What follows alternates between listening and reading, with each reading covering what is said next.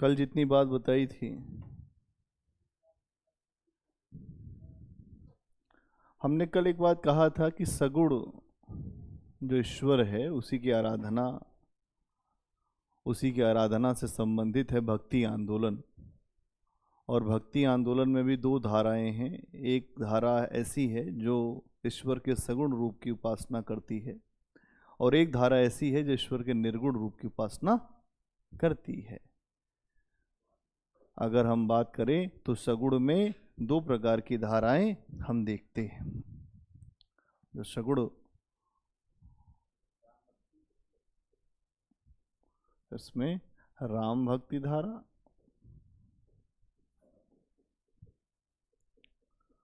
और कृष्ण भक्ति धारा, दोनों ही जो विष्णु के अवतार हैं,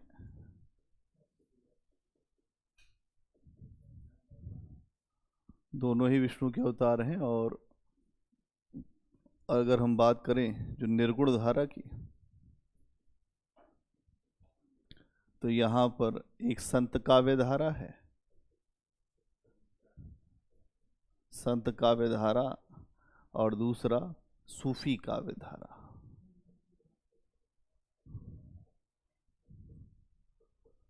दोनों ही जगह मूल अगर आप देखेंगे तो भक्ति है, लेकिन भक्ति के भी दो रूप बताए गए हैं, एक जगह सगुण, एक जगह निर्गुण।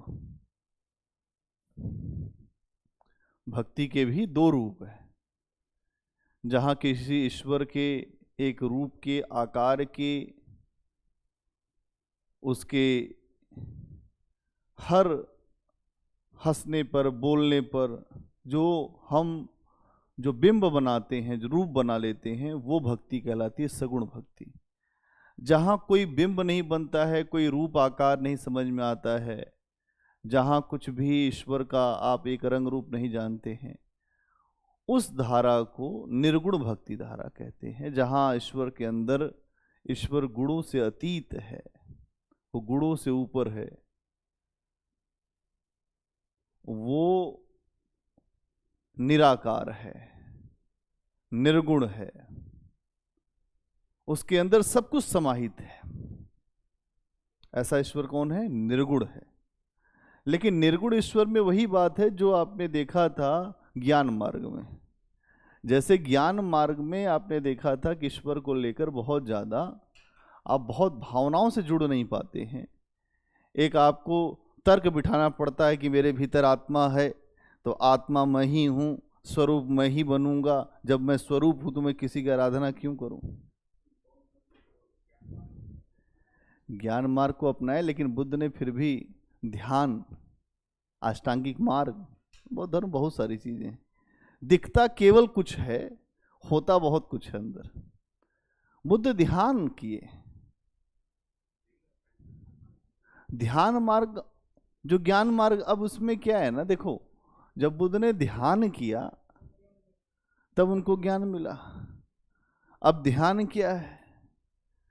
जब भक्ति करते करते करते करते चित्त डूब जाए, जिसको पाना है, तो फिर वही आभास कराता है कि तुम उठो, तुम वही हो जो मैं हूं, और मुझ में और तुम में कोई भेद नहीं। इसीलिए बुद्ध जब उठे तो बुद्ध ने कहा अनिर्वचनीय। बुद्ध ये कह देते मैं भगवान हूं तो पूरी दुनिया उनको न मानती। बुद्ध ने कहीं नहीं कहा मैं भगवान हूं। बुद्ध ने कहा मैं सामान्य इंसान हूं, सामान्य इंसानों की बराबरी की बात करता हूं, मेरे पास है, मैं तुम्हें शांति दूंगा। दुनिया के ऐसे लोग जो धर्म के नाम पर समस्या में थे वो बुद्ध के शरण में चले गए। डॉक्टर अंबेडकर भी जब हिंदू धर्म से बहुत ज़्यादा जब परेशान हो गए, समस्या में आ गए, तो 1956 में उन्होंने भी बौद्ध धर्म को स्वीकार कर लिया अपने कई लाख अनुयायियों के साथ। कई लाख अनुयायियों के साथ जो बौद्ध धर्म की दीक्षा ले लिया और ये कहा कि भाई अब हम नए तरीके से आगे बढ़ेंगे। तो बुद्ध में कुछ ऐसी बात है जहाँ पर असमानता को बुद्ध ने नकारा है। यहाँ आप भक्ति काल में जो संत हैं, जो भक्त, ये जो अधिकतर संत हैं आपको यहाँ पर दिखाई देंगे, ये जाति पाति से ऊपर है। चाहे वो राम भक्ति धारा में भी दिखाई देगा, कृष्ण भक्ति में भी, संत में भी, सूफी में भी। कबीर हैं, सूर हैं, यहाँ जाति पाति नहीं है। हरि को भजे सो हरि का होई, जो हरि को भजेगा वो हरि का हो जाएगा। तो यहाँ हमें इस बात को समझना है। अगर एक बात समझें आप कि हम लोगों ने इसके पहले, अभी आप देखें कि प्रश्न जो जिस तरीके से आए हैं उसमें अगर हम जो भक्ति काल की बात करें कि भक्ति काल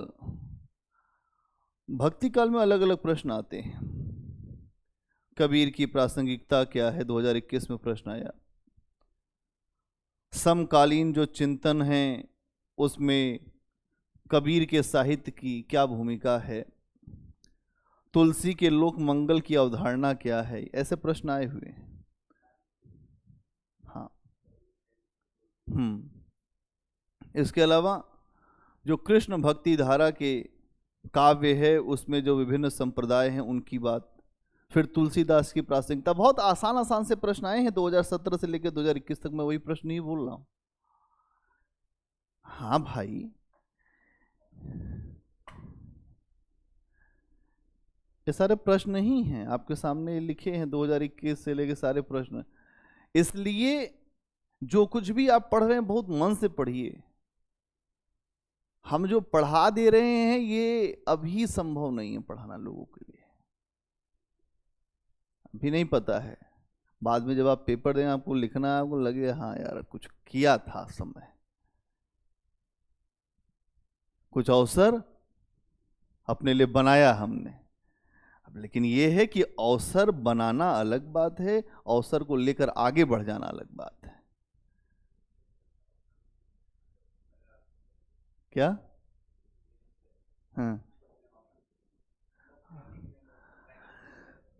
भाई, बहुत अच्छा है, ये तो बहुत अच्छा। 1000 में 360 नंबर पाना है, यहाँ 500 में 300 नंबर का टारगेट है। हाँ नहीं, फोकस तो आपको यूपीएससी में सिलेक्शन चाहिए तो ऑप्शनल आपका बहुत तगड़ा तैयार होना चाहिए। हर साल का अलग अलग है। इंटरव्यू की कॉल आपकी 770 के बाद शुरू हो जाती है, 770, 780, 790। हाँ, इंटरव्यू कॉल आएगी, फिर इंटरव्यू में 180 से ऊपर नंबर ले आओ तो वैतरणी पार हो जाएगी, सिलेक्शन हो जाएगा। हाँ, और फिर उसके बाद चीज़ें बेहतर हो जाएंगी, कोई समस्या नहीं होगी। देखो, ये कुछ प्रश्न लिखो, पहले कुछ प्रश्न वहीं लिख लो कि भक्ति काल आप पढ़ रहे हो तो भक्ति काल से कैसे प्रश्न आए हैं। इससे तुम्हें यह पता चलेगा कि हमने कबीर पर पढ़ा तो कबीर की वर्तमान में प्रासंगिकता टिप्पणी करें। सोचिए कि केवल यही बात है कि कबीर वर्तमान में प्रासंगिक क्यों है। 7 पॉइंट पता हो, 4 एग्जाम्पल पता हो, कबीर की प्रासंगिकता पूरी हो जाएगी। प्रश्न लिखिए,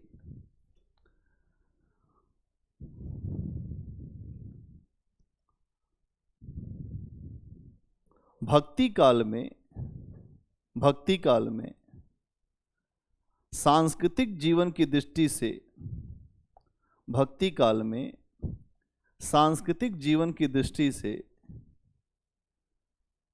तुलसीदास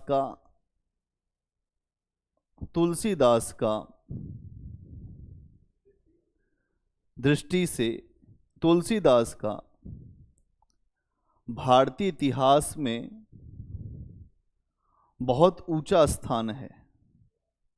भारतीय इतिहास में बहुत ऊंचा स्थान है। इसे प्रमाणित करिए, इसे प्रमाणित करिए। 2020 15 नंबर का क्वेश्चन, 2020 का ये प्रश्न आया है और 15 नंबर का क्वेश्चन है।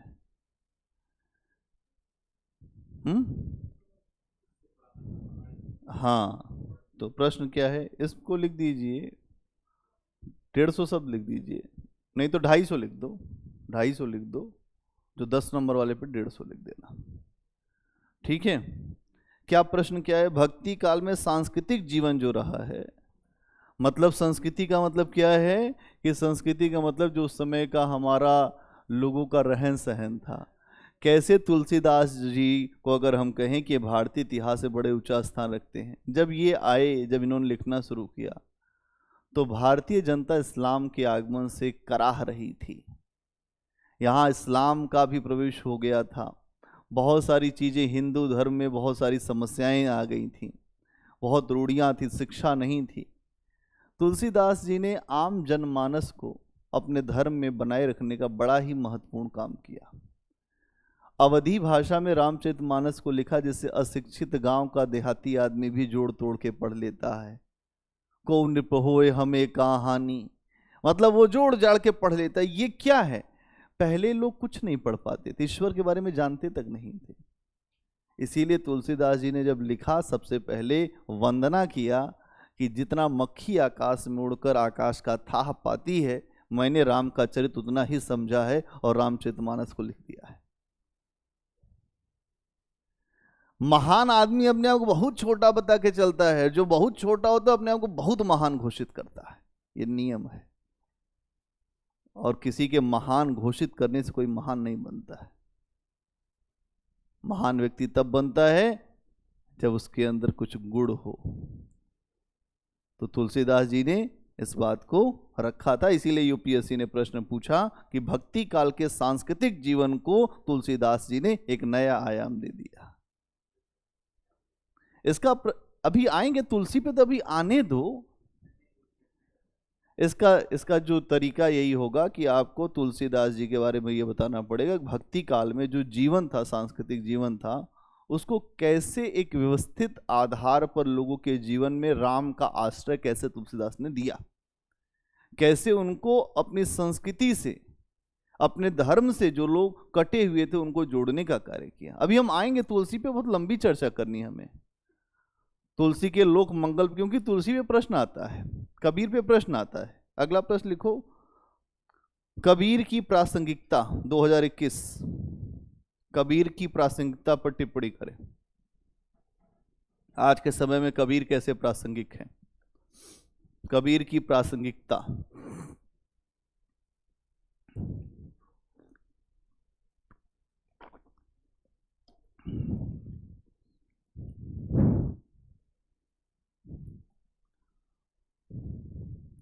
अगला प्रश्न, ये 10 नंबर का प्रश्न है, 2021 में आया, इसको 150 शब्द में लिखेंगे।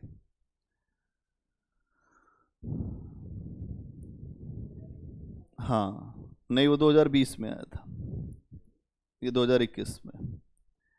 अगला प्रश्न लिखिए, फिर 2020 में फिर कबीर पे प्रश्न आया कि समकालीन चिंतकों की दृष्टि में कबीर का साहित्य, समकालीन चिंतकों, जो आज के समय के विचारक हैं, समकालीन चिंतकों की दृष्टि में कबीर का साहित्य।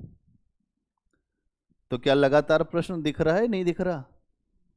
अगर कबीर को एक बार तैयार कर लिए तो फिर प्रश्न व्याख्या से भी मिल जाएगा, यहां से मिल जाएगा।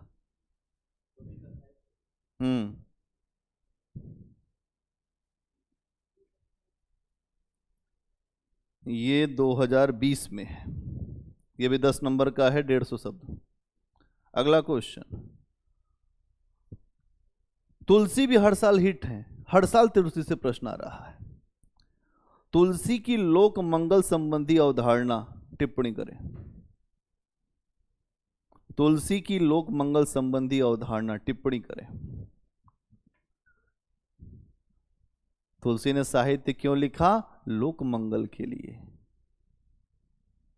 आचार्य शुक्ल कहते हैं कि जो तुलसीदास हैं उन्होंने जो कुछ लिखा है वो लोक मंगल के लिए लिखा है। अवधारणा पर टिप्पणी करें, कैसे लोक मंगल संबंधी अवधारणा दिया। कुछ समझ में आ रहा है नीतीश? अब समझ में आ रहा होगा। अभी हमने कैनवास बहुत बड़ा खोल दिया था तो तुम समझ नहीं पा रहे थे कि क्या क्या हो रहा है। हाँ,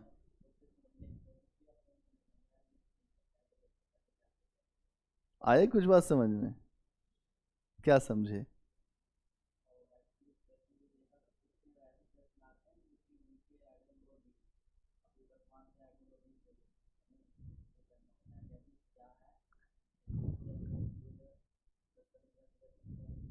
हम्म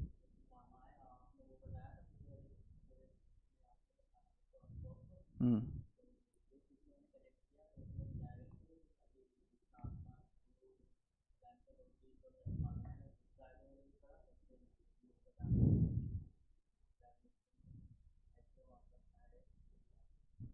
ये यही दिमाग रखना है, ये जो तुम अभी बताए हो यही दिमाग रखना है। आप अन्वेषी हैं, खोजकर्ता हैं। आप अभी आप ऐसे पढ़े जैसे मैं कुछ पढ़ा रहा हूं और उसमें उसमें किसी ने, शिक्षक एक ही ज्ञान सबको देता है, लेकिन जब ज्ञान लोगों के पास पहुंचता है तो अलग अलग दिशाओं में वो बढ़ जाता है। जो ज्यादा उसमें इनपुट डालेगा, जो ज्यादा गुड़ डालेगा वो बढ़िया नंबर लाएगा। अब जो एकदम वहीं बैठा रहेगा हो सकता है वो थोड़ा कम। इसलिए प्रयास खुद भी करना चाहिए। हम तो तैरना आपको सिखा ही रहे हैं। अगला प्रश्न देखो, 2019 10 नंबर का अगला प्रश्न। गोस्वामी तुलसीदास राम राज्य के माध्यम से, गोस्वामी तुलसीदास राम राज्य के माध्यम से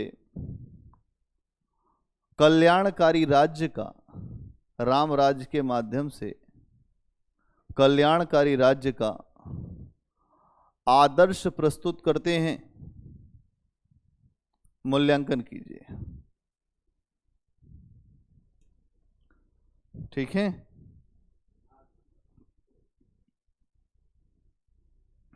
राम राज्य के माध्यम से कल्याणकारी राज्य का आदर्श प्रस्तुत करते हैं। आज लोग कहते हैं क्या राम राज्य आ जाएगा? तो राम राज्य क्या है और तुलसी की नजर में राम राज्य क्या था? तुलसीदास ने कहा राम राज्य, जब राम गद्दी पर बैठे तो तीनों शोक लोगों के मिट गए। राम राज्य में न कोई दलिद्र है, न कोई दुखी है, न कोई बीमार है, न कोई वंचित है। राम ने सबको गले से लगा लिया। इसीलिए गांधी जी राम राज्य की बात करते थे। रघुपति राघव राजा राम, सबको सम्मति दे भगवान। आपको समझना पड़ेगा कि राम राज्य का ये जो प्रश्न है तुलसी का, ये हर बार हिट है प्रश्न। तुलसीदास राम राज्य के माध्यम से आज कैसे एक वेलफेयर स्टेट बनाने की बात कहते हैं।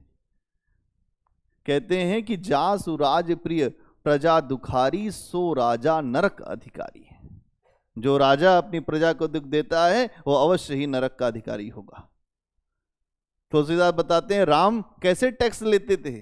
तो कहते हैं जैसे सूर्य जल से जितना सोखता है अपनी गर्मी से, और जल के जो स्रोत है उनको पता नहीं चलता, वैसे ही राम टैक्स लेते थे। टैक्स ऐसा होना चाहिए पता ना चले ये राम है। तो तुलसी राम को लेकर बड़े एक व्यवस्थित आधार का, जो तुलसीदास की रामचरितमानस है उसकी व्याख्या भी आपके यहाँ है, उससे व्याख्या भी आती है। तो आप यहाँ हिंदी साहित्य पढ़ते पढ़ते थोड़ा भक्तिमय भी हो जाएंगे, क्योंकि हिंदी साहित्य में ये सारी चीजें आएंगी। कबीर हैं, सूर हैं, तुलसी हैं, जायसी हैं। तो हम लोग इस पे चर्चा कर रहे हैं। कल हम लोगों ने थोड़ी थोड़ी चर्चा किया कि मैंने बताया था कि सगुण भक्ति में दो धाराएं हैं, एक कृष्ण एक राम। राम भी वही हैं, कृष्ण भी वही हैं, बस रूप बदल गए हैं। राम को मानने वाले मर्यादा पर बहुत ज़्यादा बल देंगे और राम को आराध्य मानेंगे और हर सबसे ऊपर मानेंगे। कबीर ने राम की आराधना किया, सूर ने जो कृष्ण की आराधना किया, फिर तुलसी ने राम की किया। बहुत सारे लोगों ने, किसी ने राम को, किसी ने कृष्ण को आराधना के द्वारा, प्रेम के द्वारा प्राप्त करने का प्रयास किया। और ये जो प्राप्ति है, ये प्राप्ति ही लोगों के जीवन का आधार स्तंभ रही है। लोगों के जीवन में इसने ही आधार बनाया है। मैंने आपको कल बताया था कि कबीर जैसे संतों ने कहा कि ईश्वर इतना महान है कि सातों समुद्र की मसी कर दोगे, स्याही बना दोगे, पूरे जो वनों को कलम बना दोगे, लेखनी सब बन राई, उसके बाद पूरी धरती को कागज कर दोगे, उसके बाद भी हरिगुण का वर्णन नहीं हो सकता। असंख्य ब्रह्मा विष्णु महेश मिलकर भी उस ईश्वर की वर्णन, उस ईश्वर के बारे में नहीं बता सकते। क्योंकि जब कृष्ण ने अपना विराट स्वरूप दिखाया महाभारत के रण क्षेत्र में, तो अर्जुन कांपने लगा। उसने कहा कि मैं आपको आदि और अंत से रहित देखता हूं, दुनिया की सारी व्यवस्थाएं आपके भीतर देखता हूं, आप कौन हैं? आपको देखकर मुझे ज्वर सा हो रहा है।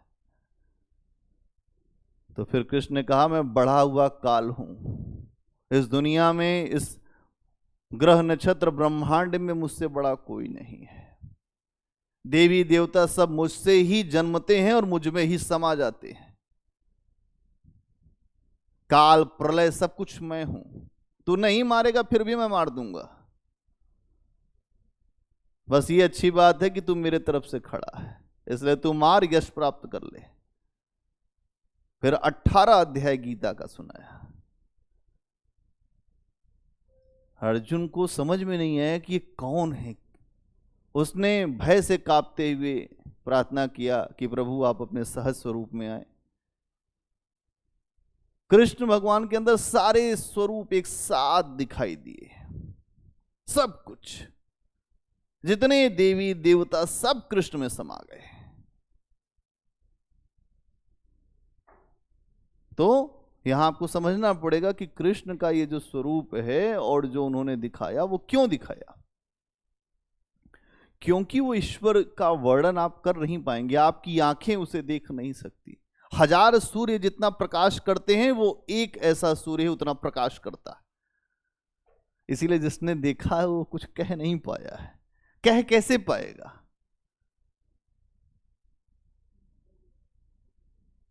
जब आप कहने लायक बचेंगे तब तो कुछ कहेंगे। तो यहां पर आपको यही बात है।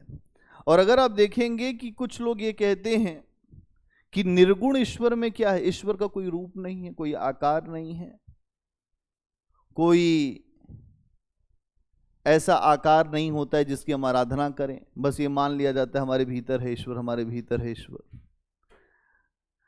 और ये हमारी जिज्ञासाओं को हो सकता है समाप्त कर दे, या हमारे मन में जो प्रश्न है उसको हमसे उत्तर दे दे, लेकिन हमारी भावनाओं का समाधान निर्गुण ईश्वर नहीं करता। या अगर हम निर्गुण भक्ति करें तो हमें ईश्वर को समझना हमारे लिए कठिन हो जाता है। इसीलिए आप देखेंगे कि निर्गुण ईश्वर को रखने वाले, या जो निर्गुण ईश्वर पर अपनी आस्था रखने वाले व्यक्ति ज्ञान मार्गी कहलाए हैं। और मैंने आपको बताया था कि ईश्वर की आराधना के 4 रास्ते हैं, ज्ञान मार्ग, कर्म मार्ग, योग मार्ग और भक्ति मार्ग। तो जो लोग ज्ञान मार्ग के सहायता से भक्ति चाहते हैं या ईश्वर को प्राप्त करना चाहते हैं, वो लोग निर्गुण कहलाए। क्या कहलाए? निर्गुण कहलाए। और अगर आप देखेंगे तो यदि कोई निर्गुण भक्त जो ये कहे कि नहीं ईश्वर का कोई रूप है, बाद में धीरे धीरे वह ईश्वर सगुण से निर्गुण की तरफ बढ़ता है। पहले क्या होता है? पहले आप किसी की भक्ति करते, धीरे धीरे भक्ति करते करते करते करते वह जो भक्त था, जो भक्ति कर रहा था, एक समय ऐसा आएगा कि वह तीनों गुणों से अतीत हो जाएगा, उस ईश्वर में मिल जाएगा। वो अवस्था कहलाती है निर्गुण की। यहां पर एक बात है जो कबीर कहते हैं, संतों धोखा कासू कहिए। संतों धोखा कासू कहिए, किससे मैं यह धोखा कहूं? गुण में निर्गुण, जो गुण है, जो सगुण ईश्वर है, वो निर्गुण भी है। निर्गुण में गुण है, निर्गुण में गुण है, बाट छाड़ी क्यों बहिए।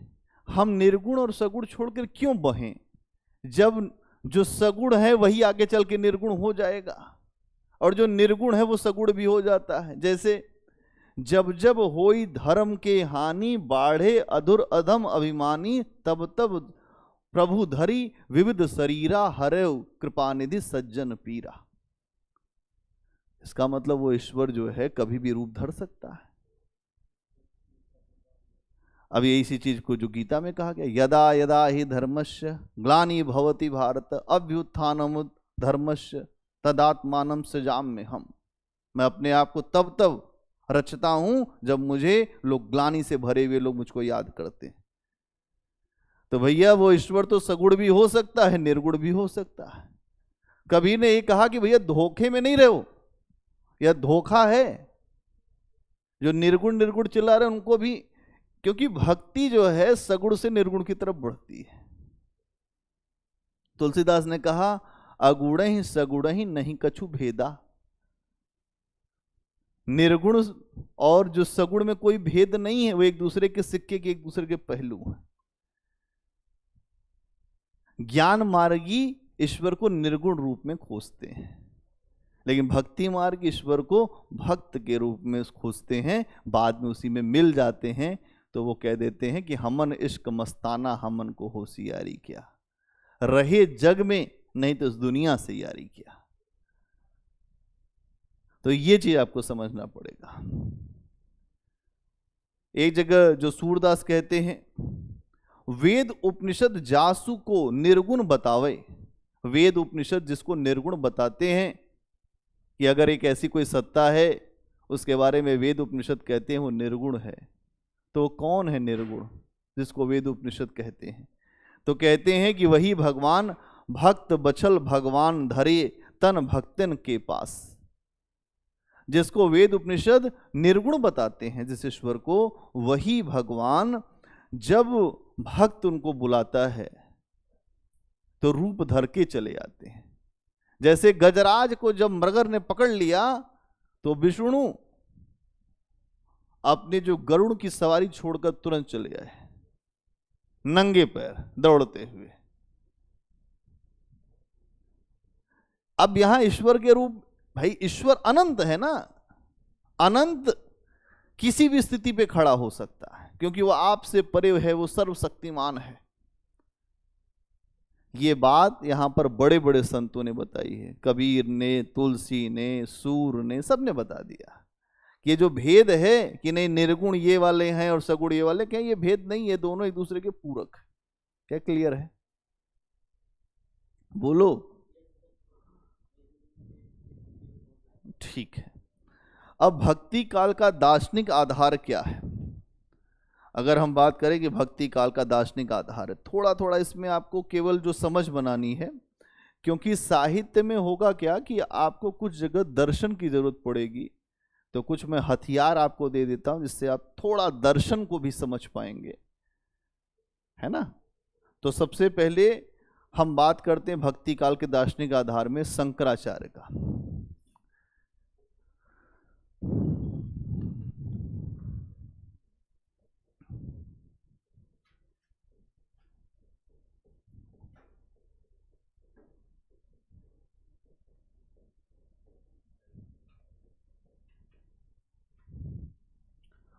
क्योंकि कोई ना कोई जब आंदोलन होता है तो उसके पीछे कोई ना कोई दर्शन जरूर होता है, उसका दार्शनिक आधार क्या होगा।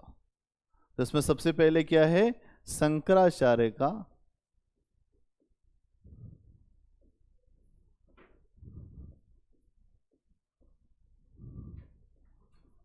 अद्वैतवाद, शंकराचार्य का अद्वैतवाद।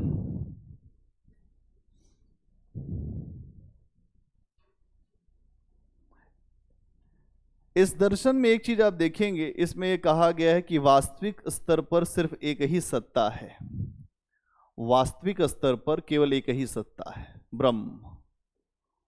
वास्तविक स्तर पर केवल एक ही सत्ता है।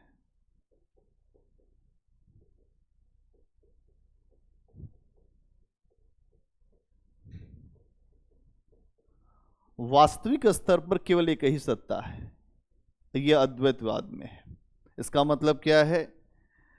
ये कह रहे हैं कि जो ब्रह्म है वह एक है, लेकिन हमें सत्य के तीन रूप दिखाई देते हैं। क्या दिखाई देते हैं? सत्य के तीन रूप दिखाई देते हैं। जगत में आत्माओं का एक अलगाव दिखाई देता है कि अलग अलग आत्माएं हैं, लेकिन वास्तव में हम देखें तो जगत में ये जो आत्माएं हैं ये अलग नहीं है, ईश्वर का ही रूप है। इसीलिए शंकराचार्य कहते हैं अहम ब्रह्मास्मि, मैं ही ब्रह्म हूं। क्या कह रहे हैं? हाँ, शंकराचार्य ही कह रहे हैं, शंकराचार्य पे ही बात हो रही तो शंकराचार्य ही कहेंगे। आप देखते हैं कि ये इस बात को कहते हैं कि अगर हम देखें तो जो सबसे ऊपर क्या है? ब्रह्म है। तो वास्तविक स्तर पर केवल एक ही सत्ता है। किसकी है? ब्रह्म की।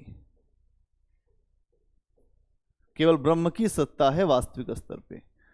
तीन चीजें आपको दिखाई देंगी। ये कहते हैं कि व्यवहारिक स्तर पे तीन चीजें हमें दिखाई देती, ईश्वर, जीव और जगत।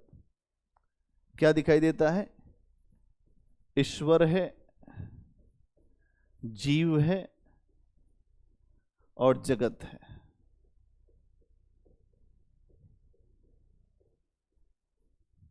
ईश्वर, जीव और जगत, ये तीन चीजें आपको दिखेंगी। ईश्वर क्या है? ईश्वर उसी ब्रह्म का सगुण रूप है। ये जो ब्रह्म है ना, इसी का सगुण रूप क्या है? ईश्वर है। ईश्वर इसी ब्रह्म का सगुण रूप है।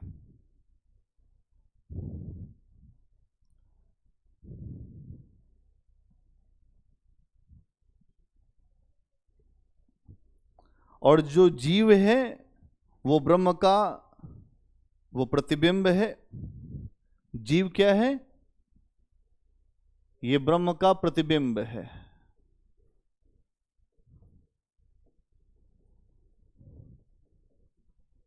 किंतु ये जीव शरीर में बंधा हुआ है। शरीर में रहने के कारण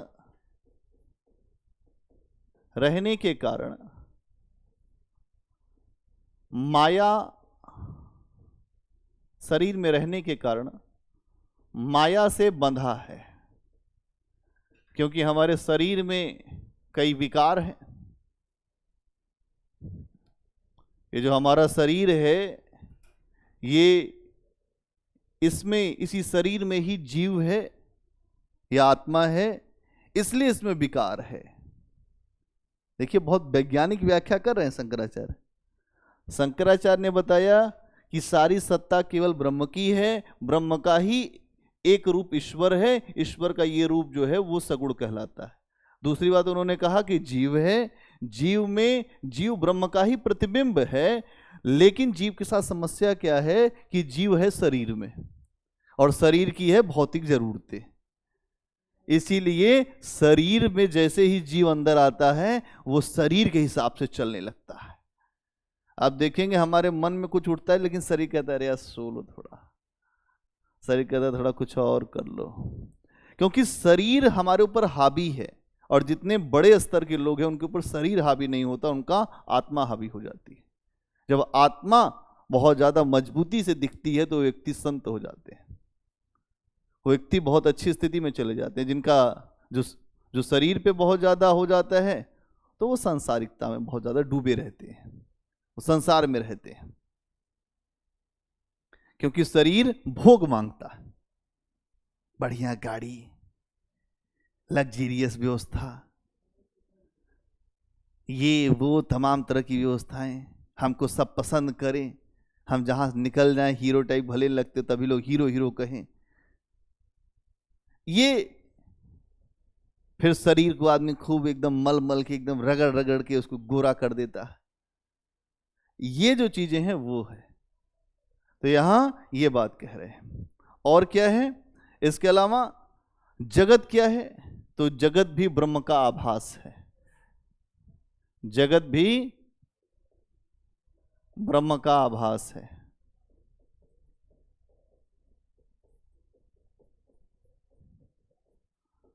जगत ब्रह्म का आभास है। तो जगत क्या है? वहां ब्रह्म की आभास है और इसकी रचना ईश्वर माया के द्वारा करता है। ये जो जगत है इसकी रचना कौन करता है? ईश्वर करता है। देखो एरो यही समझ लो, ईश्वर करता है और किसके द्वारा करता है? माया के द्वारा करता है। आप खूब सुनेंगे कि माया तू न गई मेरे मन से। कबीरदास ने खूब माया पर लिखा है। माया महाठगनी हम जानी, बोले मधुरी बानी। बड़ी मधुरी बानी बोलती है, फिर माया फंसा ले जाती है। नहीं तो माया ये कह रहे हैं कि जो जो जगत है वो ब्रह्म का आभास है और वो ईश्वर की माया से बना हुआ है।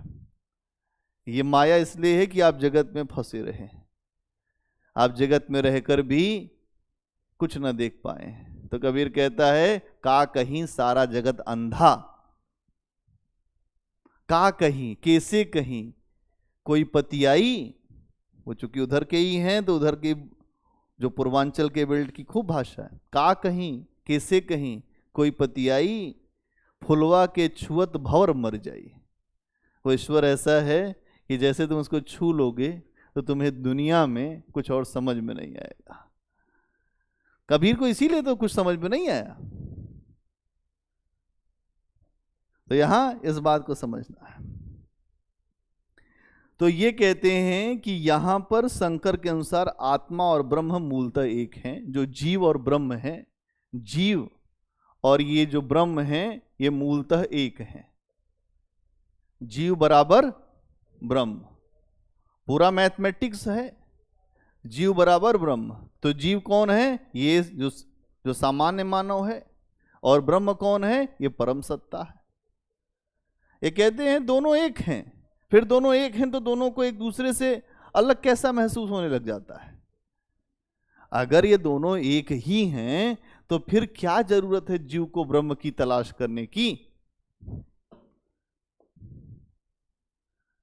तो कबीरदास कहते हैं सब घट मेरा साइया। मेरा साईं जो है सब घट में बैठा हुआ है। सब घट मेरा साइया सूनी सेज न कोई सूनी सेज है ही नहीं। हम सब यहां बैठे, हम लोग की सूनी सेज होती तो अभी हम लोग यहीं गिर जाएंगे, धराशायी हो जाएंगे। कबीर पढ़ा लिखा नहीं और शंकराचार्य का दर्शन नहीं पढ़े हैं, लेकिन शंकराचार्य के दर्शन के बराबरी की टक्कर दे रहे हैं। ये बात यही तो ये भी तो कह रहे हैं। पूरा फिलॉसफी अद्वैतवाद का ये इसी बात को समझा रहे हैं कि जीव और ब्रह्म एक दूसरे के पूरक हैं, अलग अलग नहीं है। अब देखिए यही बात कह रहे हैं कबीर, सब घट मेरा साइया सूनी सेज न कोय। सब जगह जीव और ब्रह्म एक ही हैं। बलिहारी उस घट को जाघट परगट होए। हम उस व्यक्ति के लिए अपने प्राण को न्यौछावर कर सकते हैं जहां ब्रह्म दिख रहा हो। कबीरदास कह रहे हैं अभी आएंगी, कभी कई बार आएगा। पहले समझने का प्रयास करो, हर चीज मत लिख डालो। हाँ, यहां पर आप क्या कह रहे हैं कि शंकराचार्य ये आपके उस तरह से बहुत ज्यादा वो नहीं है। मैं आपको भक्ति को समझाने के लिए पूरा जो दर्शन है उस पर लेकर आया हूं कि यहां आपने देखा कि जीव और ब्रह्म अलग अलग नहीं, एक हैं। यही बात कबीरदास भी समझा रहे हैं। तो यहां आप देखते हैं कि जो बंधन का कारण क्या है, तो कहते हैं शंकराचार्य कि बंधन का कारण है अज्ञान। क्या है? अज्ञान के कारण हम सब बंधन में हैं और हमें मोक्ष मिल सकता है ज्ञान के द्वारा। इन सब का। जब जीव इसको नहीं जानता है तो इसके पीछे क्या है? अज्ञान। और इस अज्ञान को हम ज्ञान के द्वारा दूर कर सकते हैं, और इसी को उसने कहा है मोक्ष की अवस्था। क्या कहा है? मोक्ष, सेल्वरेशन, निर्वाण, मुक्ति, आवागमन का नाश, यही मोक्ष।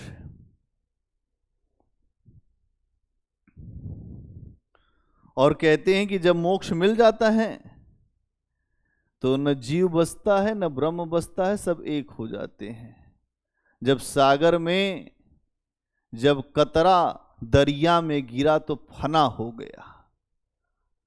जब कतरा दरिया में गिरा फना हो गया। इसका मतलब यह है कि जब बूंद सागर में गिरती है तो एक हो जाती है, कुछ बचता उचता नहीं है।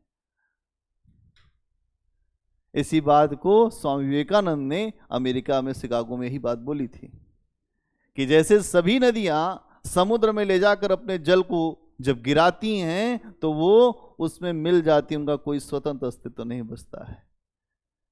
यही अवस्था है यहां पर भी। तो मोक्ष जब होता है तो कोई द्वैत नहीं होता, अलगाव नहीं बचता है कि मैं बचा हूं, कौन करेगा बंदगी, किसकी करेगा, जब वो खुद ही वो हो गया जिसकी उसको तलाश थी। कबीर इस पे बड़ा अच्छा कहते हैं कि हम राम के पेंशनियर हैं, मतलब हमको राम के द्वारा, राम के झरोखे में हम बैठे हैं। राम झरोखे बैठ के सबका मुजरा ले, जैसी जिसकी चाकरी वैसा उसको दे। इसका मतलब क्या है? कबीर कहते हैं कि भाई मेरा और तेरा अलग मन है, मेरा मन उसका मन है। वो कहते हैं कि तेरे आशिकों को जो करना था वो कर दिया, अब मेरे आशिक को जो करना होगा वो करेगा। अब आप एक बात समझेंगे कि द्वैत बचता नहीं है। द्वैत तब तक बचता है जब तक व्यक्ति भक्ति करता रहता है, लेकिन जब भक्ति की अवस्था अगली अवस्था में आती है तो भक्त भी भगवान बन जाता है। देखिए गुरु नानक जी को देखिए, कबीर साहब को देखिए, जो सूर को देखिए, आप मीराबाई की जीवनी पढ़िए तो पता चलेगा कि अंतिम में तो जो मीराबाई की शरीर ही नहीं मिली थी। कहां गायब हो गई ये सब? जब वो अपना लेता है तो आपको छोड़ता नहीं है। एक बार बांह पकड़ लिया तो पकड़ लिया, फिर जब तक आपको पार नहीं कर देगा और जब तक अपने में मिला नहीं देगा तब तक नहीं छोड़ेगा। जब आग लग जाती है तब तक वो पूरा जलाती है आपको। ये नहीं होगा कि आग जल गई, जो दुनिया की आग है वो तो एक बार लगेगी तो आप उसको जो बंद कर सकते हो, लेकिन इस आग को बंद नहीं कर सकते। इसीलिए आग लोग जलाना ही नहीं चाहते, नहीं। तो यहां ये चीज आपको दिखाई देगी। इसके अलावा अगर आप देखेंगे कि इसीलिए जब इन्होंने कहा कि कोई कुछ बचेगा ही नहीं, कोई है ही नहीं, द्वैत है ही नहीं, ईश्वर और जो जीव एक हैं, तो भक्ति कौन किसकी करेगा? इसलिए भक्ति के लिए शंकराचार्य का दर्शन नकारात्मक रहा। भक्ति किसकी होगी? जब कोई आपसे बड़ा होगा। लेकिन यहां क्या है? यहां सब बराबर हो गया है। इसीलिए भक्ति आंदोलन पर इस दर्शन का नकारात्मक असर पड़ा। हाँ भाई, जब यही कह रहे हैं कि जीव केवल जो भूला हुआ है इसलिए समझ नहीं पा रहा है, अगर उसको समझ में आ जाए तो वो उसको समझ में आ जाएगा, मैं हूं भगवान, मैं हूं भगवान। इसीलिए शंकराचार्य की आलोचना भी होती। लोग कहते हैं अहम ब्रह्मास्मि कहने से क्या तुम ब्रह्म हो जाते हो? इन्होंने एक बार कहा कि भाई जगत मिथ्या है, जगत मिथ्या है, तो कुछ लोगों ने इनको पकड़ लिया, कहा हाथी आ रहा है, रुको भागना मत। जब पूरा जगत मिथ्या है तो हाथी भी मिथ्या ही है। भाग खड़े हुए कहे यार ये क्या मजाक है?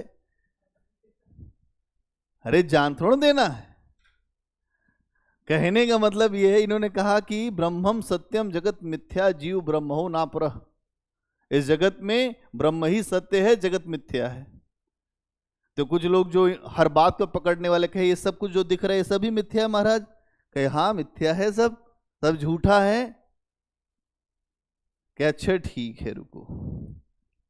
एक महावत बुलाया गया हाथी लेके, कहे यहीं पकड़े हैं, पहले आओ लेके दौड़ा दो।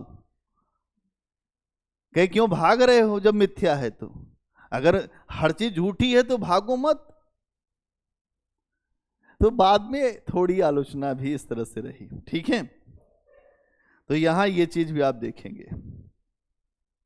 तो यहां पर भक्ति के लिए आप जानते हैं कि आराध्य होना चाहिए और भक्त होना चाहिए, लेकिन यहां पर दोनों को एक बता दिया गया है।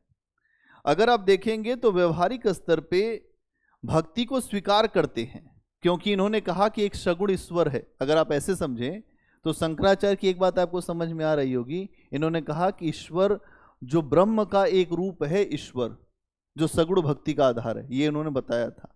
तो कुछ मामले में हम देखते हैं कि ये सगुण ईश्वर की भक्ति को भी स्वीकार करते हैं और ये कहते हैं कि जो ज्ञान मार्ग है उसमें सहायता देता है सगुण ईश्वर।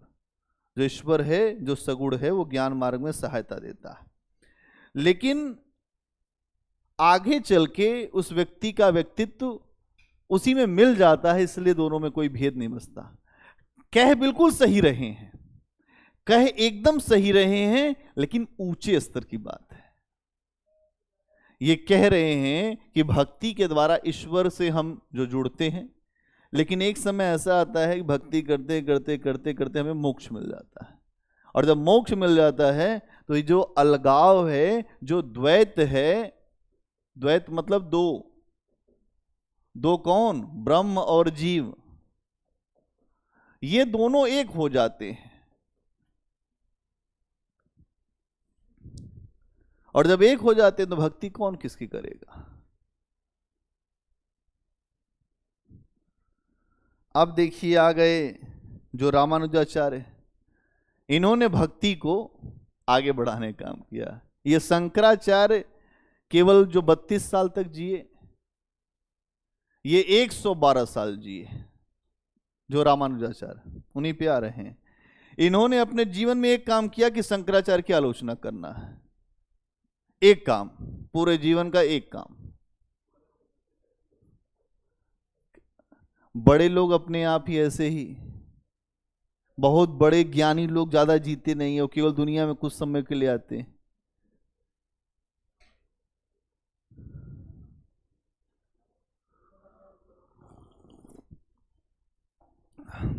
रामानुजाचार्य,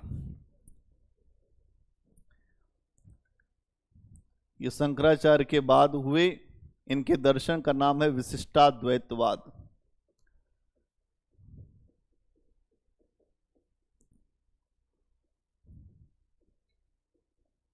क्या है दर्शन का?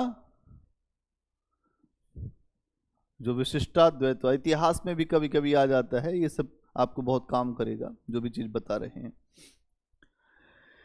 इन्होंने कहा कि भाई जो शंकराचार्य कह रहे हैं अद्वैतवाद, अद्वैतवाद का मतलब कोई भेद नहीं। मैंने आपको कल बताया था अद्वैत का मतलब सब एक है। ये कहते हैं कि अंतिम सत्ता एक है। इनका ये मानना है कि अंतिम सत्ता तो एक ही है। जो अंतिम जो सत्ता है वह एक है, जो सबसे ऊपर है।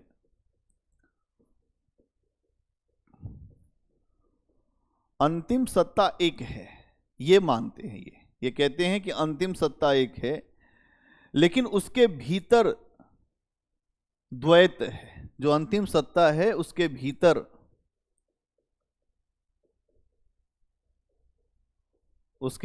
द्वैत है, मतलब दो लोग हैं। इसीलिए इनके दर्शन का नाम पड़ा विशिष्टाद्वैतवाद। मतलब दो हैं, जहां दो होंगे वहां भक्ति के लिए आधार बनेगा, जहां एक होंगे वहां भक्ति का आधार कमजोर पड़ जाएगा। ठीक है।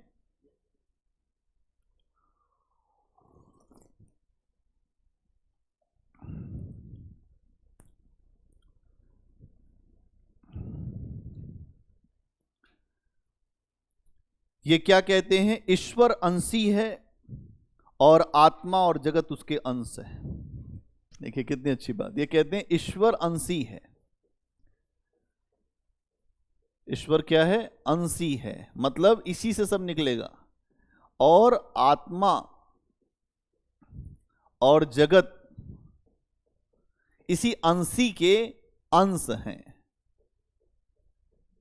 जैसे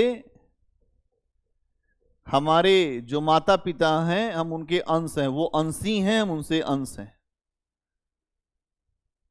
तो ये क्या कह रहे हैं? ईश्वर अंशी है, मूल है, हम उसके अंश हैं, चाहे आत्मा हो चाहे जगत हो।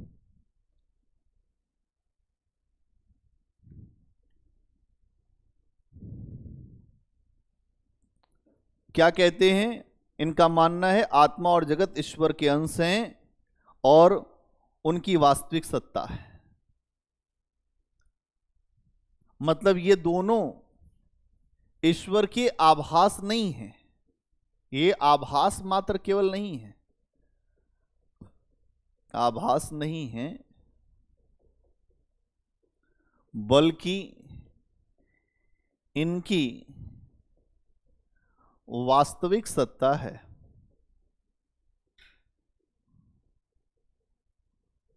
बल्कि इनकी वास्तविक सत्ता है। क्या है? वास्तविक सत्ता है।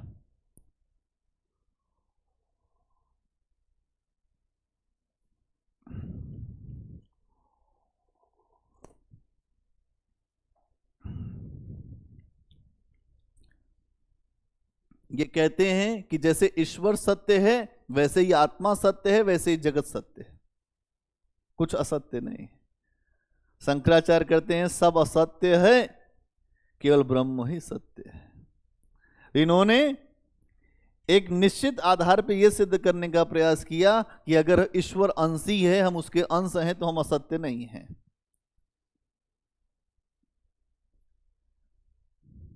ठीक है। ये कहते हैं आत्मा भी सत्य है, जगत भी सत्य है। मतलब आत्मा और जगत दोनों ही सत्य हैं। जैसे ये सत्य है वैसे ये भी सत्य है, क्योंकि ये इसी का अंश है। जब अंश है तो सत्य है। ये कहते हैं ईश्वर और जो ब्रह्म में कोई भेद नहीं है। ईश्वर और ब्रह्म में कोई भेद नहीं है। आपने अभी देखा था शंकराचार्य ने ब्रह्म को अलग बताया था, और ब्रह्म का एक रूप है, सगुण रूप है ईश्वर।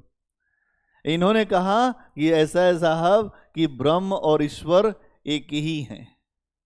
जो ब्रह्म है और ईश्वर दोनों इक्वल हैं, ब्रह्म और ईश्वर बराबर है, ये कह रहे हैं। क्या कह रहे हैं? एक ही हैं। इसके अलावा इन्होंने कहा कि जो ईश्वर है उसके अंदर कुछ गुण हैं, इसीलिए उसको सच्चिदानंद कहा गया है। सत, चित और आनंद। इन्होंने कहा कि जो ईश्वर है उसके अंदर सत भी है, चित भी है और आनंद भी है। इसीलिए एक शब्द अभी आप देखते हैं सच्चिदानंद चलता है। सच्चिदानंद वो ईश्वर कैसा है? जिसमें सत, चित और आनंद, जब हमें उसमें चित लगाते हैं तो हमें आनंद की अनुभूति मिलती है।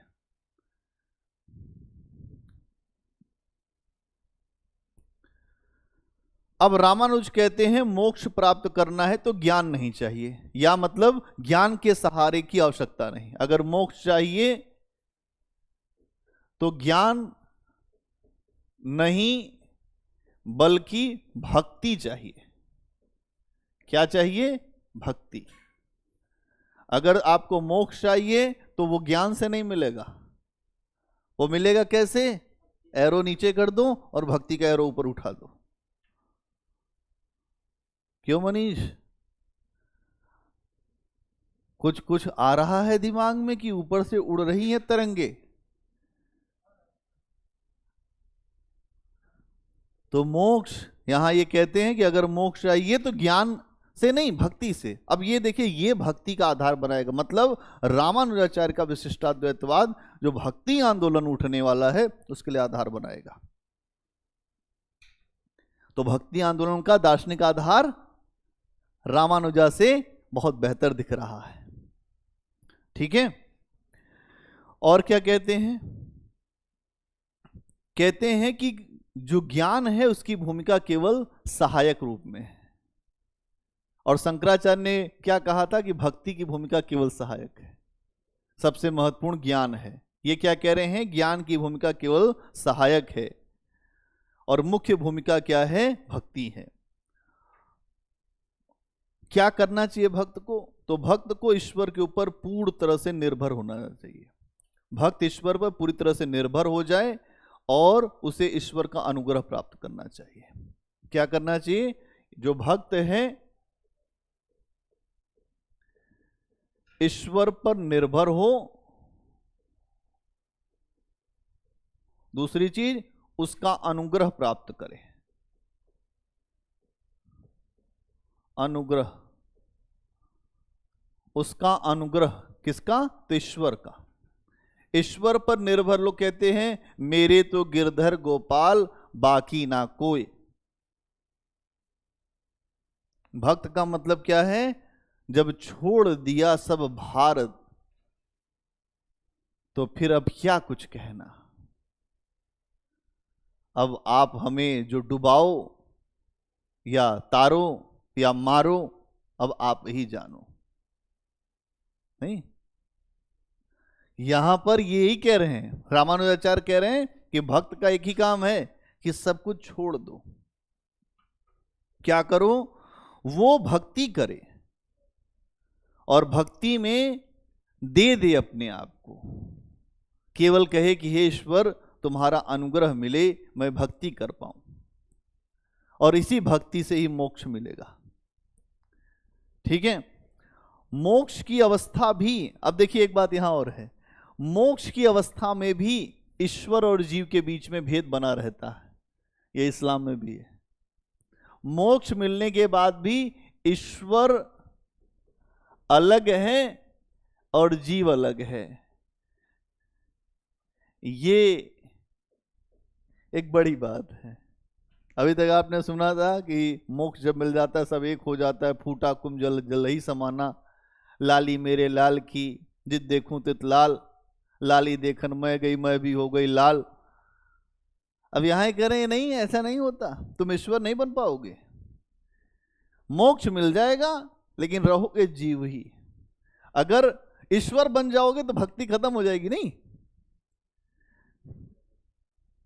तो ये कहते हैं कि ईश्वर भेद बना रहता है और कहते हैं कि जीव को ईश्वर के ज्ञान और आनंद का पूर्ण अनुभव होता है और उसकी सत्ता कभी समाप्त नहीं होती। लेकिन बहुत दार्शनिक ऐसे हैं जो कहते हैं ऐसा नहीं है। जब जीव ब्रह्म हो जाता है तो उसी के झरोखे में बैठ जाता है, ईश्वर के झरोखे में। ईश्वर और उसमें कोई अंतर नहीं है। जहां भगत मेरा पांव धरे तहां धरूं मैं हाथ, पीछे लागा सदा चलूं कभू न छोड़ूं साथ। बहुत सारे पद हैं। तुलसीदास जी कहते हैं वो ब्रह्म कैसा है? बिना हाथ पैर के चलता है, बिना पैरों के चलता है, बिना कानों के सुनता है, बिना आंखों के देखता है, बिना जिह्वा के रस लेता है। कितना महान है भाई। फिर यहां तो सब कुछ होने के बाद भी कभी किसी का पेट खराब है, कभी किसी को कुछ दिक्कत है, किसी को कुछ दिक्कत है, कभी कुछ हो जा रहा है, लेकिन वो ईश्वर एक महान है। उस ईश्वर की महानता है। तो यहां आप देखेंगे कि ये चीज दिखता है। तो रामानुज की सीमा क्या है? इनकी सीमा यह है कि इन्होंने कहा कि भक्ति केवल उच्च वर्णों के पास रहनी चाहिए। ये इनकी सीमा है। इन्होंने कहा भक्ति केवल वही कर सकता है जो उच्च वर्ण का व्यक्ति है। इसका मतलब ये जो पंडित जी हैं, उच्च वर्ण के लिए भक्ति है। लेकिन फिर भी बहुत अच्छा आधार बनाया इन्होंने। उच्च वर्ण के लिए भक्ति है और ये कहते हैं कि निम्न वर्ग के जो लोग हैं, वो जो उच्च वर्ण के लोग जो भक्ति करते हैं उनकी सेवा वा करें, उसी से ही कल्याण हो जाएगा। ठीक है। और इन्हीं रामानुज के बाद लगभग 200 साल के बाद, रामानुज के बाद एक व्यक्ति आए जिनका नाम है रामानंद। कौन आए? रामानंद। इतना हो गया। इन्हीं के 200 मतलब 2 शताब्दियों के बाद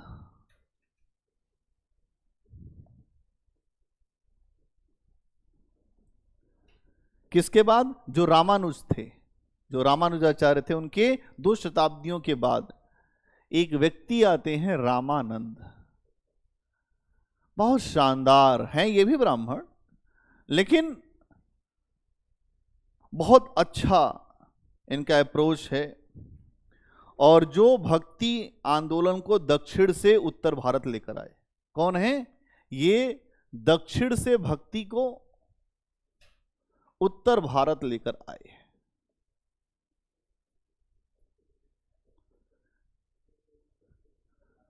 किसको लेकर आए? इसको लेकर आए। भक्ति भक्ति तात अनुपम सुख मूला, मिले ही जो संत हो ही अनुकूला। भक्ति को लेकर आए। कहां से लेकर आए? दक्षिण भारत से। क्या कहते हैं इसके लिए? भक्ति द्रविड़ उपजी लाए रामानंद। भक्ति द्रविड़ उपजी लाए रामानंद। कहां उपजी? दक्षिण भारत। भक्ति द्रविड़, जो द्रविड़ देश कहां है? दक्षिण। दक्षिण। भक्ति द्रविड़ उपजी, उपजी कहां? उत्पन्न कहां हुई? दक्षिण। लाए रामानंद। प्रगट किया कबीर ने। प्रगट किया कबीर ने सप्तदीप नवखंड।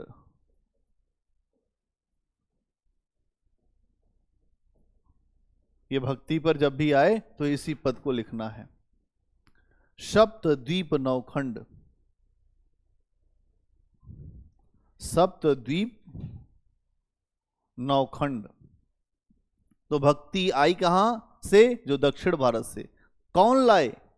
रामानंद। फिर क्या हुआ? वो लेकर तो आ गए, उन्हीं के शिष्य हुए कबीरदास, महान शिष्य। इन्हीं के शिष्य हैं रामानंद के शिष्य कबीर। इनके और बहुत सारे शिष्य हैं, धन्ना, पीपा, कोई नाई है, कोई कसाई है, कोई राजपूत है, कोई कुछ है, कोई जुलाहा है। लेकिन कबीर उसमें एक महान व्यक्ति निकल के सामने आए जिन्होंने सप्तद्वीप, 7 द्वीपों तक भक्ति को फैला दिया। तो रामानंद जी से अगर आप देखेंगे तो कबीर को भक्ति मिली और वही उनके गुरु थे। और रामानंद जी ने कबीर को राम का नाम दिया। क्या दिया? राम का नाम दिया। और इसके अलावा यही कबीर के गुरु थे।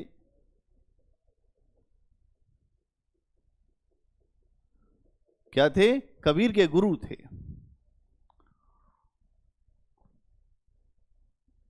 अब इनके जो गुरु थे वो सगुण राम के उपासक थे। किस राम के उपासक थे? मतलब एक राम है, उनका एक रूप है, एक रंग है। अब इनके जो शिष्य हैं वो निर्गुण राम के उपासक दिखाई देंगे आपको।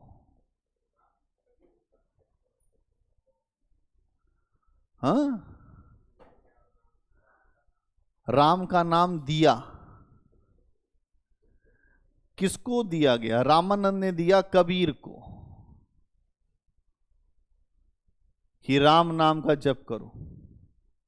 जब गुरु कोई जो आपको दीक्षा देता है तो कोई नाम देता है।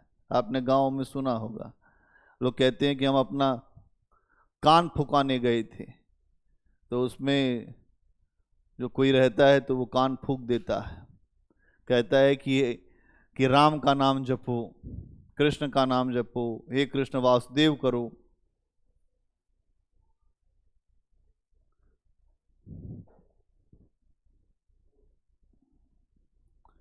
ठीक है। और फिर आगे चल के आप देखेंगे इन्हीं की परंपरा में, जो रामानंद की परंपरा से आगे चलकर एक राम के और भक्त हुए बहुत बड़े, तुलसीदास।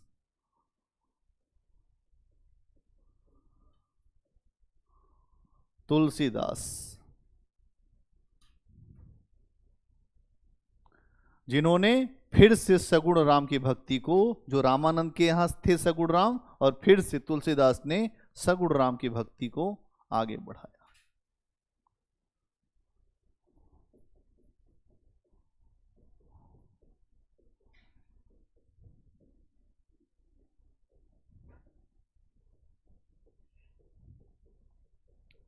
आप जानते हैं कि राम के लिए एक बहुत बड़ा प्रबंध काव्य लिखा, रामचरितमानस।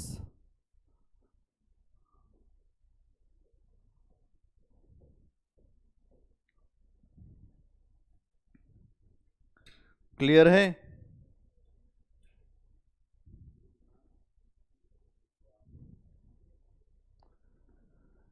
भैया यहां पर यही है कि रामानंद ने राम का नाम दिया, किसको दिया? कबीर को दिया। ठीक, और यही रामानंद कौन थे? कबीर के गुरु थे, यही लिखा है। इनके गुरु जो सगुण राम के उपासक थे और कबीर निर्गुण राम के उपासक थे। क्या इसमें रॉकेट साइंस है? हो गया क्लियर?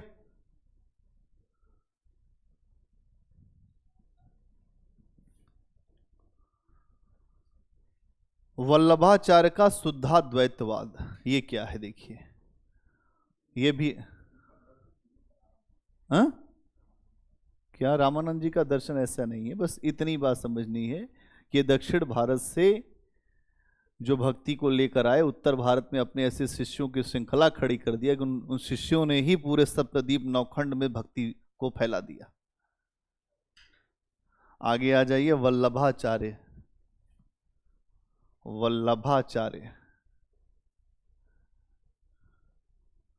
वल्लभाचार्य, इनके दर्शन का नाम है शुद्धाद्वैतवाद। शुद्धाद्वैतवाद,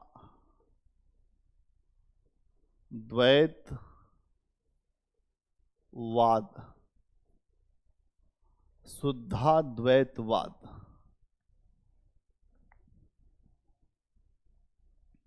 ये कौन है? ये भी वैष्णव संत हैं, और इन्होंने, अगर आप देखेंगे, अद्वैतवाद ही है इनका, लेकिन इन्होंने अद्वैतवाद के लिए शुद्ध शब्द का प्रयोग किया है। यहां पर ये कहते हैं, इनका भी यही मतलब है कि ईश्वर और जीव में कोई बहुत अलगाव नहीं है, और अद्वैतवाद को ही इन्होंने शुद्ध शब्द से अलग करने का प्रयास किया है, क्योंकि अद्वैतवाद का दर्शन पहले आ चुका था। अद्वैतवाद का दर्शन पहले आ चुका था शंकराचार्य के द्वारा। तो इनके यहाँ यही है कि अगर आप देखेंगे तो पहले तो ये वैष्णव संत हैं, ठीक है। इनके अनुसार इस पूरी दुनिया में, इस पूरी सृष्टि में 3 प्रकार के गुण पाए जाते हैं। इसमें है क्या? ये कहते हैं कि इस पूरे संसार में 3 प्रकार के गुण हैं, सत्व, रज। इस पूरी दुनिया में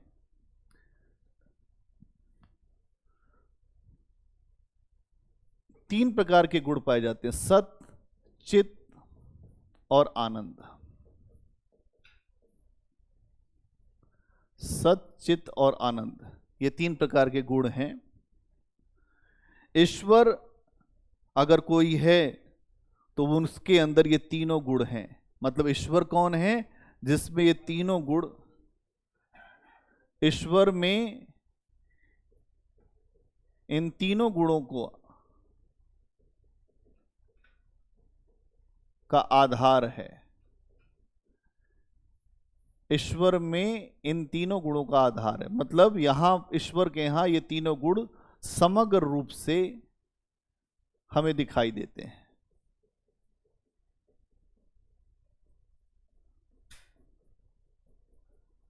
इसीलिए हम ईश्वर को सच्चिदानंद कहते हैं। इसके पहले भी था, अभी भी है। ईश्वर में 3 गुण दिखाई देते हैं, सच्चित आनंद, वो भी जो समग्र रूप में, अधिक रूप में। इसलिए हम ईश्वर का एक नाम सच्चिदानंद कहते हैं। और जो जीव है उसके अंदर सत और चित तो पाया जाता है। जो जीव क्या है, ये ईश्वर का गुण है। ये क्या है, ईश्वर क्या है।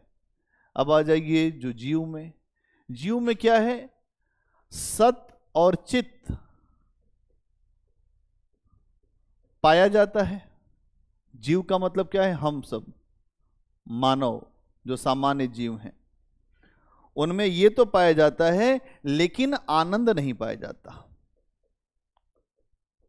अभी आप किसी से बात करेंगे तो कहेगा मैं बहुत दुखी चल रहा हूं। राजा भी दुखी है, प्रजा भी दुखी है, अधिकारी भी दुखी है, जो नहीं कुछ कर रहा है वो भी दुखी है। कबीर कहते हैं कि पूरी दुनिया जो है वो दुखी ही दुखी दिखाई देती है। बुद्ध भी यही कह रहे हैं। तो ये कहते हैं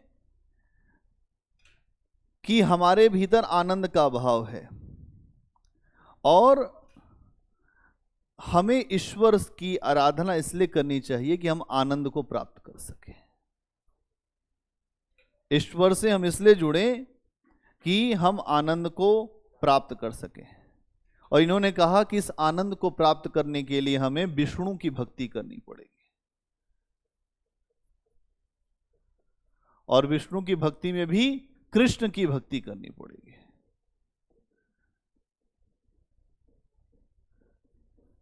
विष्णु की भक्ति तो विष्णु के ही एक रूप है कृष्ण। कृष्ण की भक्ति करनी पड़ेगी।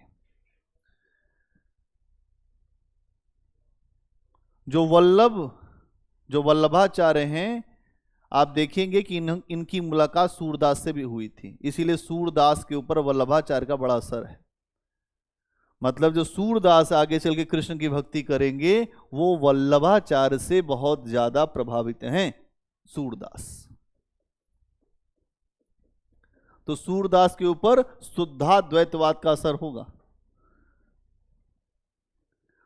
जो सूरदास कवि हैं आगे चल के आएंगे कृष्ण भक्ति शाखा में, उनके ऊपर वल्लभाचार्य का असर दिखाई देगा। अगर आप कबीर की बात करें तो कबीर के ऊपर रामानंद का असर दिखाई देगा। आप तुलसी की बात करें तो उनके ऊपर भी रामानंद और जो रामानुजाचार्य उनका असर दिखाई देगा।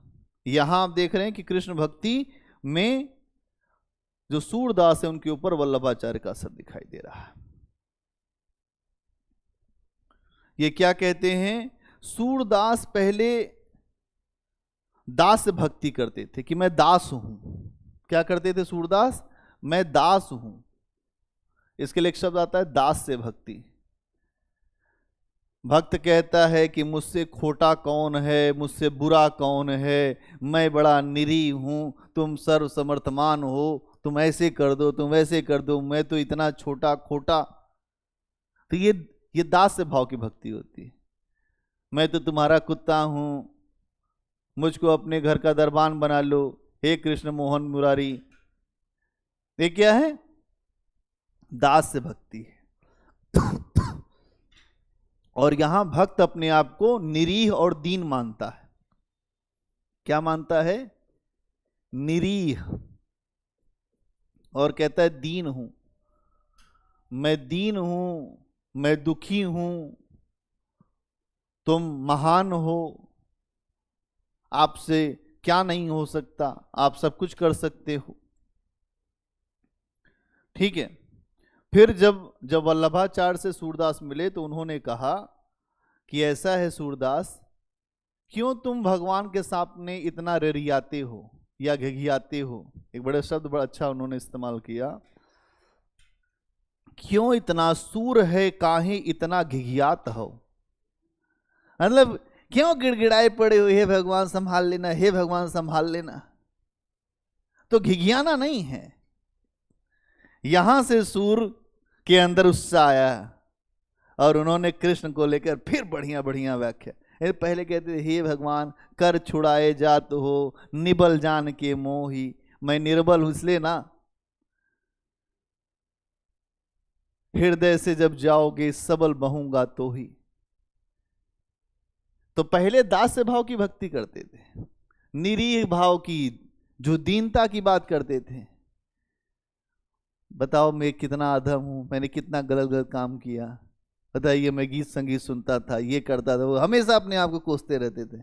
सूरदास की कहानी है, आगे चल बताएंगे। पहले वो खूब नृत्य देखते थे, बाद में साधु हो गए तो वो सब याद आता था। जब याद आता था भक्ति करते, अचानक याद आ जाए, फिर कहे हे भगवान बहुत गलती किया जीवन में। तो वल्लभाचार्य ने कहा कि यार वो चीज छोड़ दो, अब काहे को घिघिया तो हो, जब आ गए हो तो फिर लगे रहो। तो यहां से सूरदास ने कृष्ण भक्ति का नया रूप स्वीकार किया और अपने यहां भक्ति में प्रेम और माधुर्य को स्थान दिया। प्रेम दिखा, उसके बाद क्या दिखा? जब ये मिलते हैं वल्लभाचार्य से तो इनके अंदर प्रेम आया और माधुर्य आया। प्रेम मतलब प्रेम गली, प्रेम की बात आ गई। हाँ, प्रेम को इन्होंने महत्व दिया, माधुर्य को महत्व दिया।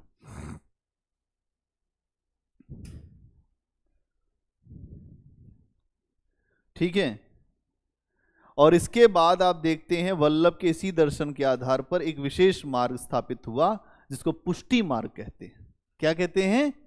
पुष्टि मार्ग, जहां पर प्रेम और मधुरता आपको दिखाई देगी। पुष्टि मार्ग, पुष्टि मार्ग। इसके अंतर्गत यह माना जाता है कि ईश्वर के अनुग्रह से ही भक्ति उपलब्ध होती है। ईश्वर के अनुग्रह से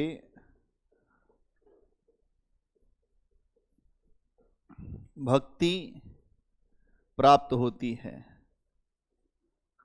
मतलब अगर ईश्वर का अनुग्रह न हो तो आप चाहे जितनी पुस्तक पढ़ लो, तुम ज्ञान की कितनी भी बातें कर लो, बात की खाल निकाल के फेंक दो, तुम्हें कुछ समझ में नहीं आएगा।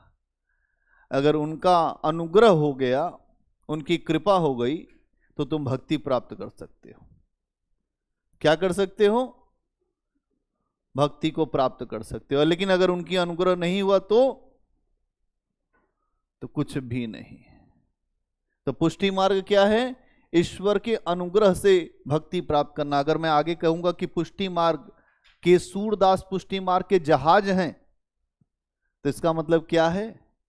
सूर ईश्वर के अनुग्रह से भक्ति प्राप्त कर रहे हैं, इसीलिए सूर को कहा जाता है पुष्टि मार्ग के जहाज हैं। जब वो आए तो उन्होंने एक लहर पैदा कर दिया लोगों के अंदर भक्ति। आज आप देखिए राधा राधा चल रहा है, कहीं खोलिए रील राधा राधा, माहौल बन जाता है। कुछ लोग होते हैं उनसे ही महसूस होता है नहीं यार ये भी दुनिया है, हमारी वाली सही कि इनकी वाली। उसी में वो रात दिन कर रहे हैं, यहां हम रात दिन मेहनत कर रहे हैं फिर भी नहीं पेट भर रहा है। आप समझिए कि जब कृष्ण के जो बाल सखा थे सुदामा, बचपन की बहुत गहरी दोस्ती, चना खा गए थे, फिर गुरु माता ने दिया कि ऐसा है कि अपने खा लेना, जंगल लकड़ी काटने जा रहे हो, और अपने सखा को भी दे देना।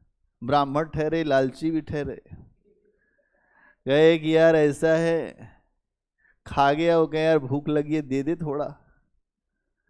तो कृष्ण ने कहा कि ऐसा खा गया तो ये चलो ये मेरा उधार रहा तुम्हारे पे। वही उधार जब चावल के 2 मुट्ठी अनाज कृष्ण ने खाए तो वही उधार फिर वहीं से जीवन सुदामा का बदला। भगवान का ऋणी व्यक्ति कभी आगे नहीं बढ़ता। तो ये समझना पड़ेगा आपको। दुनिया को चकमा दे सकते हैं, उसको नहीं। उनको भी चकमा दे दिया सूर, उनको भी चकमा दे दिया जो सुदामा ने जानता था कि कृष्ण अद्भुत है। कभी भेदभाव नहीं किया कृष्ण ने। वो एक राजकुमार थे, एक अच्छी स्थिति से आए थे, एकदम गरीब थे। उन्होंने कहा मैं मित्रता का अकेले निर्वाह, उसने कहा कि नहीं हम मित्र नहीं बन सकते। कृष्ण ने कहा मित्रता का निर्वाह मैं करूंगा, तो मेरे मित्र बन जाओ। बाद में कृष्ण की द्वारिकापुरी तो जो समुद्र में डूब गई, लेकिन सुदामापुरी आज भी बनी हुई है। तो ईश्वर जिसको अपनाता है उसकी सत्ता बनाए रखता है, अपने भले मिट जाए। इसीलिए ईश्वर महान है ना। त्याग करना आपके बस की बात नहीं है। त्याग जो कुछ भी होता है वो उसकी वजह से होता है। इतनी सामर्थ्य कहां है तुम्हारे भीतर कि तुम कुछ त्याग कर दो। कोई कुछ मांगेगा तो लड़ जाओगे उससे, त्याग नहीं करोगे। सूफी, सूफियों का भी दर्शन है भक्ति में। थोड़ा सा आ जाइए सूफी पे। इतनी बात समझ में आ गई? बोलो।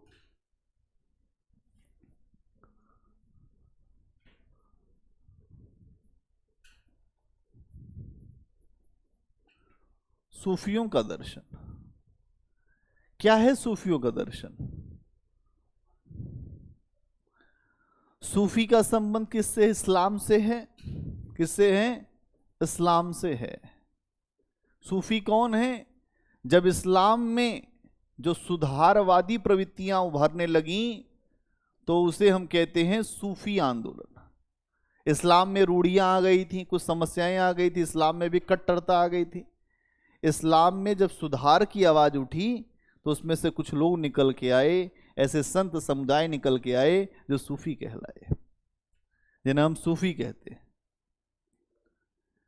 इस्लाम में जब रूढ़ियां आ गई थी, समस्याएं आ गई थी, कट्टरता आ गई थी, तो इस्लाम में सुधारवादी जब कुछ लोग निकल के सामने आए तो उन्हें हम सूफी कहते हैं। यही कारण है कि अगर आप देखेंगे तो यहां पर जो सूफियों के यहां क्या कहा गया है, इस्लाम में क्या माना गया है कि जो कुरान के नियम हैं वो कंप्लीट हैं, या जो कुरान लिखी गई है वही अंतिम सत्य है। ध्यान से समझिए, इस्लाम में क्या है? कुरान आखिरी सत्य है। आखिरी सत्य का मतलब क्या है? बस जो इसमें लिखा है वही सत्य है, आखिरी सत्य है। और स्वयं ऊपर वाले ने, अल्लाह ताला ने मोहम्मद पैगंबर के माध्यम से कुरान को प्रस्तुत कराया। कौन है? पैगंबर।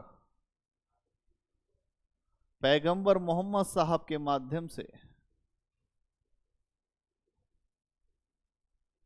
साहब के माध्यम से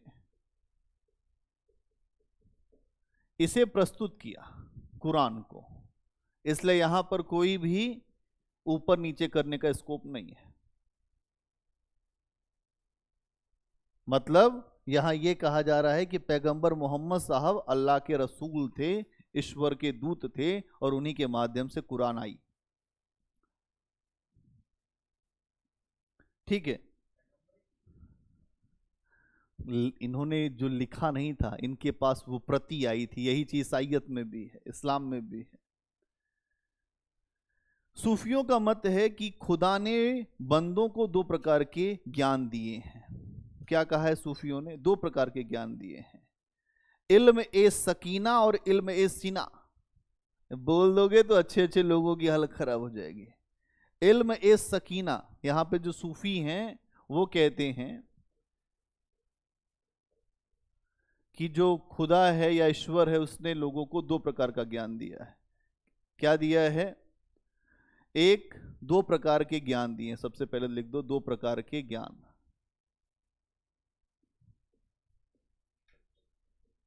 के ज्ञान दिए हैं। पहला इल्म ए सकीना।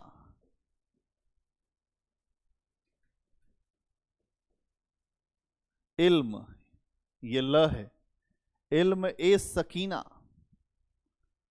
और दूसरा है इल्म ए सीना या एल्म, एल्म ए सीना। ये दो प्रकार के ज्ञान सूफियों ने दिए हैं, या जो सूफी मानते हैं कि जो अल्लाह ने जो ज्ञान दिया है, जो नॉलेज दिया है, वो दो प्रकार का दिया है। इल्म है, इल्म, हाँ इल्म। आ रहे हैं, आ रहे हैं, आ रहे हैं, घबराओ मत। इल्म ए सकीना क्या है?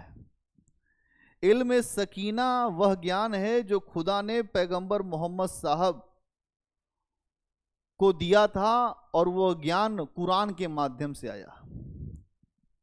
यह ज्ञान मोहम्मद साहब को मिला और इसी के माध्यम से कुरान आई। मोहम्मद साहब को मिला और इसी के माध्यम से कुरान आई। तो इल्म ए सकीना मोहम्मद साहब को जब ऊपर वाले का, रसूल का ज्ञान मिला, तो वहां से कुरान आती है दुनिया में। ठीक है। इल्म ए सीना क्या है? इल्म सीना वह ज्ञान है जो खुदा ने, अगर आप देखेंगे तो साक्षात बंदे के हृदय में दिया। यहां पर खुदा ने साक्षात बंदे के हृदय में दिया। अब आप समझिएगा बात। इस्लाम में इसको ज्यादा महत्व दिया जाता है, इल्म ए सकीना को, कि जो ज्ञान खुदा ने मोहम्मद साहब को दिया। किसने दिया? खुदा ने दिया। किसको दिया? मोहम्मद साहब को। क्या दिया? ज्ञान दिया। और उसी ज्ञान का एक रूप है कुरान। तो कुरान के आधार पर चीजें चलेंगी। लेकिन सूफी कहते हैं कि एक दूसरे प्रकार का ज्ञान भी अल्लाह ने दिया, वो है इल्म ए सीना, जो हमारे सीने में ज्ञान है। लोग कहते हैं हमारे सीने में ही दफन है ज्ञान, हमारे साथ ही चला जाएगा। खुदा ने साक्षात बंदे के हृदय में वह ज्ञान स्थापित किया है। यही बात है, आगे चल के जब सूफियों का आंदोलन आगे बढ़ेगा तो ये चीज तुम्हें दिखाई देगी। आ रही बात समझ में? कहते क्या है कि जो सूफी कहते हैं कि ये दोनों ही प्रमाणिक है। इल्म ए जो सकीना भी ठीक है और इल्म सीना भी ठीक है, दोनों ठीक है। लेकिन किंतु इल्म ए जो सीना है वो ज्यादा अच्छा है। जब हृदय में उतरता है व्यक्ति, तभी वास्तव में क्या ज्ञान है, क्या वैराग्य है, उसे जान पाता है। सूफियों ने इसीलिए भावनाओं पर बल दिया। उन्होंने कहा कि हमें इल्म ए सीना की तरफ बढ़ना चाहिए, और इसी के आधार पर वो अपने उपदेश देते हैं, अपने दर्शन देते हैं। सूफियों के अनुसार उनका मानना है कि मनुष्य 4 प्रकार के होते हैं। कितने प्रकार के? 4 प्रकार के। या मनुष्य में 4 प्रकार के विभाग पाए जाते हैं। बस इतनी बात बताएंगे फिर छोड़ देंगे। 4 विभाग पाए जाते हैं। किसके अंदर? मनुष्य के अंदर। मनुष्य के अंदर 4 विभाग पाए जाते हैं। पहला विभाग क्या है? पहला विभाग है नफस।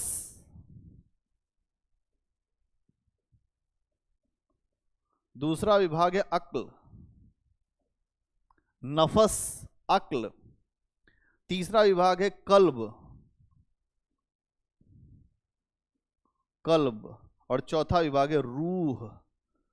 आपने खूब सुना होगा, रूह आ गई है, इसकी रूह उतर गई है। रूह, लोग कहते हैं रूहानियत सी आ गई है, या रूह कांप गई। तो क्या कहते हैं ये कि ये 4 चीज है। तो नफस मतलब क्या है? इंद्रियां। क्या है नफस मतलब? इंद्रियों से है।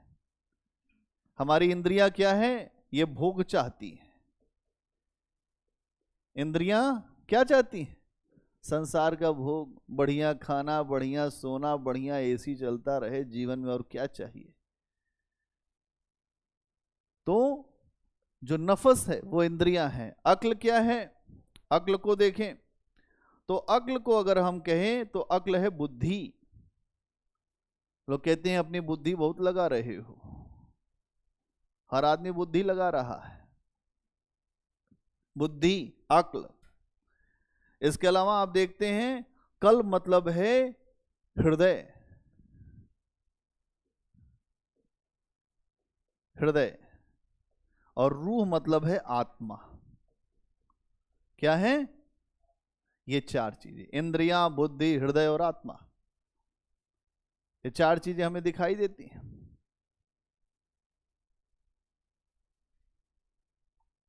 ये कहते हैं कि अगर हमें खुदा की प्राप्ति करनी है, ऊपर वाले की प्राप्ति करनी है, तो हमें अपने हृदय को साफ करना होगा, अपने कल्ब को साफ करना होगा। हमारा हृदय बेहतर हो, और जब हमारे हृदय में सफाई होगी तो उस ईश्वर का प्रतिबिंब, उस खुदा का प्रतिबिंब हमें साफ दिख जाएगा। जब आप मलिक मोहम्मद जायसी को पढ़ेंगे तो वो भी यही कहते हैं कि जब पद्मावती आती है तो उसको हल्का सा देखने के बाद रत्नसेन को जो है बेहोशी छा जाती है। पावर है ना ईश्वर, करंट है, हर आदमी संभाल नहीं पाता है। इसीलिए आप देखेंगे चैतन्य महाप्रभु अक्सर बेहोश हो जाते थे, जैसे नाचना शुरू करते थे 2-4 मिनट नाचते फिर बेहोश। करंट है, स्पार्क है। तो यहां ये चीज आपको दिखाई देगी। ये कहते हैं कि अगर आपका हृदय जितना निर्मल होगा उतना ही जल्दी आप खुदा के प्रतिबिंब को, उसके अक्ष को, उसके रूप को देख पाएंगे। निर्मल मन सोई मोहि पावा, मोहि कपट छल छिद्र न भावा। निर्मल मन वाला ही मुझको प्राप्त करता है। और